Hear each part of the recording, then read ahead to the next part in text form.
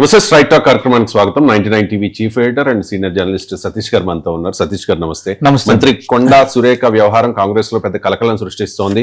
కారణం మంత్రి కొండా సురేఖ కుమార్తె సుష్మిత రేవంత్ రెడ్డి మీద చేసిన తీవ్రమైన ఆరోపణలు. చాలా ఆరోపణలు చేశారు. దాని గురించి కూడా మీరు మాట్లాడారు. ఇప్పుడు జరుగుతున్న చర్చ ఏంటంటే కొండా సురేఖను తప్పిస్తారు, మంత్రి పదవి నుంచి మంత్రి పదవి తీసేస్తారు అని చెప్పి. గత కొంతకాలంగా చూస్తే కనుక మంత్రి కొండా సురేఖకు రేవంత్ రెడ్డికి మధ్య ఏదో సమ్ క్లాష్ ఉన్నట్టుగా అర్థమవుతోంది స్పష్టంగా. ఇప్పుడేమో నిన్న రేవంత్ రెడ్డికి మద్దతుగా చాలా మంది ఎమ్మెల్యేలు ఎమ్మెల్సీలు కూడా ప్రెస్ మీట్ పెట్టి మరీ కొండా సురేఖను బర్తరఫ్ చేయాలి అని చెప్పి డిమాండ్ కూడా చేశారు. కొండా సురేఖ మాత్రమే కాదు, చెన్నారెడ్డి అండ్ కోమటిరెడ్డి రాజగోపాల్ రెడ్డి సందర్భం దొరికినప్పుడల్లా రేవంత్ రెడ్డి మీద అధిష్టానం మీద కొన్ని ఆరోపణలు చేస్తూ ఉన్నారు, విమర్శలు చేస్తూ ఉన్నారు. కాబట్టి వాళ్ళ మీద కూడా ఏదైనా యాక్షన్ తీసుకోవాలి అనేది రేవంత్ కి మద్దతుగా ప్రెస్ మీట్ పెట్టిన ఎమ్మెల్యేల ఎమ్మెల్సీల డిమాండ్. సో ఇప్పుడు కొండా సురేఖ మీద వేటు తప్పదా అనే చర్చ జరుగుతోంది. రేవంత్ రెడ్డి వచ్చిన వెంటనే కొండా సురేఖను కేబినెట్ నుంచి తప్పిస్తారు అని చెప్పి పెద్ద ఎత్తున ప్రచారం జరుగుతోంది. ఏంటి కొండా సురేఖ మీద వేటు తప్పదా? ఖచ్చితంగా కొండా సురేఖపై వేడిపడే అవకాశం అనేది దాదాపు కన్ఫర్మ్ అయినట్టే. సీఎం ఇంకా చేరుకోలేదు, లండన్ నుంచి వస్తున్నారు. మోస్ట్లీ ఈరోజు చేరుకునే అవకాశం ఉంది. చేరుకున్న వెంటనే ఖచ్చితంగా దీనిపైన కఠిన నిర్ణయం ఉండే అవకాశం అయితే ఉందంటున్నారు. వాళ్లే కాకుండా అటు కోమటిరెడ్డి రాజగోపాల్ రెడ్డి అలాగే చెన్నారెడ్డి పైన కూడా చర్యలు తీసుకోవాలి అన్నది ప్రధానంగా వినిపిస్తున్న డిమాండ్.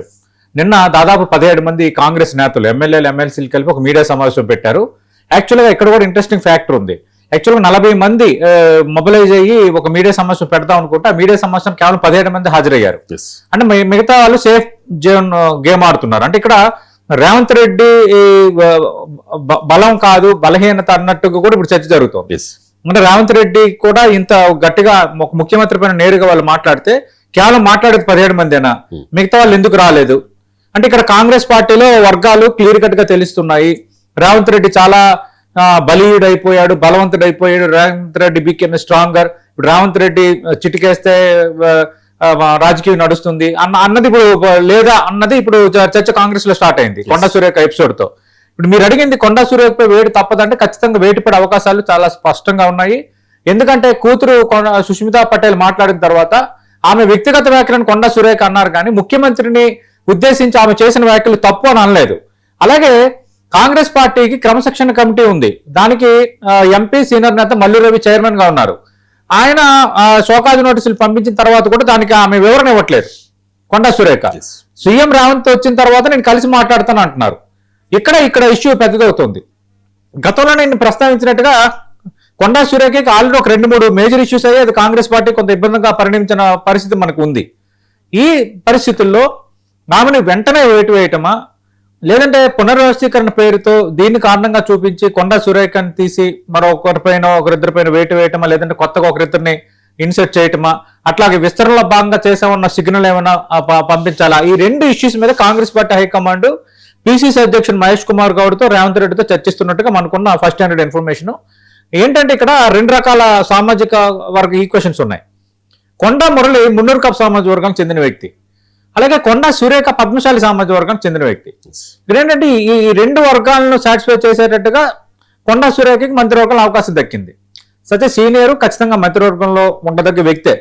అందుకు ఇప్పుడు ఏం చేసుకుంటున్నానంటే ఒకవేళ కొండా సురేఖను తొలగిస్తే ఆ సచ్ కమ్యూనిటీలో వ్యతిరేకత రాకుండా ఉండాలంటే అటు మున్నూరు కాపు సామాజిక వర్గం నుంచి ప్రభుత్వ విప్పుగా ఉన్న వేములవాడ ఎమ్మెల్యే ఆది శ్రీనివాస్ పేరు ప్రముఖంగా వినిపిస్తుంది. ఆయన చాలా సీనియర్ పొలిటీషియన్, చాలాసార్లు ఓడిపోయాడు, చాలా సీనియర్ పొలిటీషియన్. ఆయన కూడా ఆది శ్రీనివాసన్ క్యాబినెట్ లోకి తెచ్చి పద్మశాలి సామాజిక వర్గానికి చెందిన మరికొన్ని పేర్లు వినిపిస్తున్నాయి. వాళ్ళలో ఒకరికి ఎమ్మెల్సీ చేసే అవకాశం ఉంది అన్న దాన్ని కూడా కాంగ్రెస్ హైకమాండ్ ఆలోచిస్తోంది.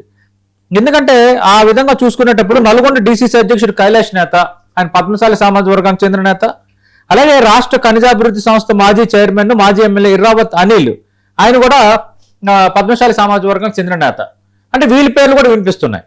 అంటే ఒకవేళ కొండా సురేఖను తీస్తే పూర్తిస్థాయి వ్యతిరేకత రాకుండా సామాజిక వర్గాల పరంగా ఎవరు ఈ ఇష్యూ క్రియేట్ చేయకుండా వెంటనే ఇమ్మీడియట్ గా అదే సామాజిక వర్గానికి చెందిన మున్నూరు కాపు సామాజిక వర్గానికి చెందిన ఆది శ్రీనివాసన్ మంత్రివర్గంలో తీసుకోవటం, అలాగే పద్మశాలి సామాజిక వర్గానికి సంబంధించిన వాళ్ళకి ఎర్రావత్ అనిల్ కానీ కైలాష్ నేత కానీ మరొకరికి కానీ ఎవరో ఒకరికి ఎమ్మెల్సీ ఇవ్వాలన్న ఒక ప్లాన్ బి. అంటే కాంగ్రెస్ పార్టీ ఏంటంటే ఒక డెసిషన్ తీసుకునేటప్పుడు అటువైపు అసమ్మతి వ్యతిరేకత రాకుండా ఆల్టర్నేటివ్ కూడా రెడీ చేసుకుంటారు.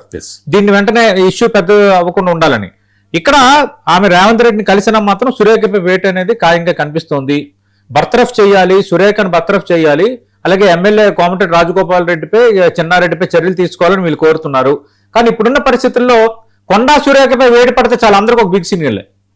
కోమటిరెడ్డి రాజగోపాల్ రెడ్డికి, చెన్నారెడ్డికి ఎవరైతే వ్యతిరేక స్వరం వినిపిస్తున్నారో అందరూ కూడా చాలా బిగ్ సిగ్నల్ వెళ్తుంది. వేటు పడడం అనేది మాత్రం చాలా ఖాయంగా కనిపిస్తోంది.